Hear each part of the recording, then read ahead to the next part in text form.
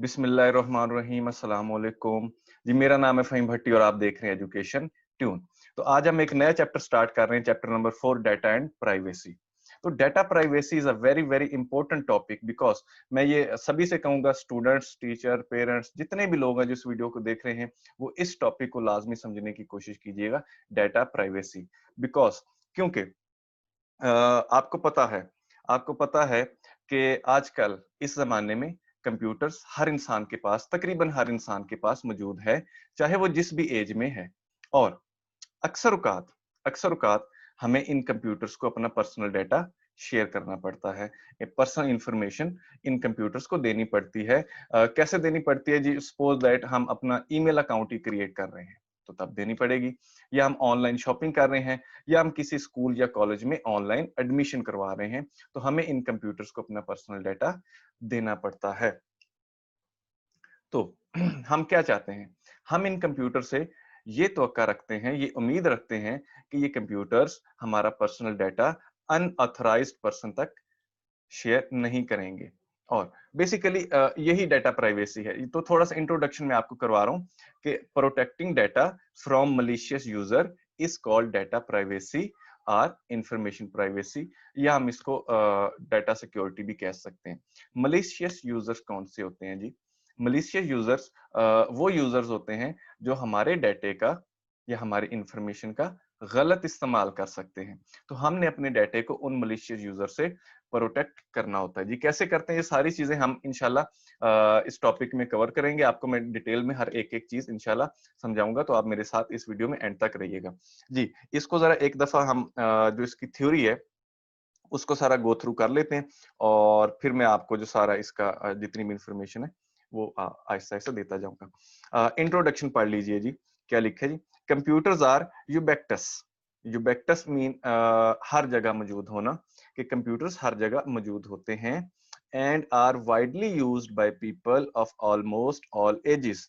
और often we need to give our personal information to a computer while creating email account for shopping or taking admission in a school or college, and we expect that provided information will not be shared with other।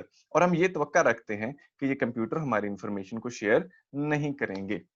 Protecting data from malicious user is called data privacy और information privacy. तो basically ये इसकी definition है data privacy की, कि इन malicious user से, ऐसे user जो हमारे डाटा का गलत इस्तेमाल कर सकते हैं, उनसे हमने अपना डाटा प्रोटेक्ट करना होता है। ठीक है, कैसे करते हैं जी? चलें नेक्स्ट स्लाइड पे जी। Secure data transfer. हम सिक्योर डाटा ट्रांसफर कैसे करते हैं जी? Data is converted to unreadable format before sending, and again it is converted back to readable format, it reaches its destination। तो हम डाटे को अनरीडेबल फॉर्मेट में कन्वर्ट कर देते हैं जब हमने सेंड करना होता है, और जब वो डाटा अपने डेस्टिनेशन पर पहुंच जाता है तो फिर बैक वापस रिकन्वर्ट हम उसको करते हैं रीडेबल फॉर्मेट में, ताकि जिसको हम अपना डाटा सेंड कर रहे हैं वो उसको रीड कर सके। In this unit, we will discuss such types of conversion to secure the transferring of data। तो इस यूनिट में हम क्या डिस्कस करेंगे जी? हम कुछ कन्वर्जन्स, वो टाइप्स ऑफ कन्वर्जन डिस्कस करेंगे कि हम डाटा सिक्योर तरीके से या अपनी इंफॉर्मेशन सिक्योर तरीके से किस तरह सेंड कर सकते हैं। आपको एक और चीज भी मालूम होगी क्या? ये रीड कीजिएगा पहले। As we know, computers are accessible to others if it is connected to a network। हमें ये भी पता है कि जब एक कंप्यूटर नेटवर्क के साथ कनेक्ट हो जाता है, सपोज दैट वो इंटरनेट के साथ कनेक्ट हो जाता है, तो वो accessible हो जाता है अदर पर्सन के लिए। तो that's why now we will discuss security measures for sending sensitive data over a network. तो इसीलिए यही मेन बेसिक वजह है कि हम इस चैप्टर में ये डिस्कस करेंगे कि वो कौन से सिक्योरिटी मेजर्स हैं, जिन सिक्योरिटी मेजर्स को हम करके अपना सेंसिटिव डाटा प्रोटेक्ट कर सकते हैं फ्रॉम मलिशियस यूजर से। तो ये था थोड़ा सा डाटा एंड प्राइवेसी के बारे में इंट्रोडक्शन।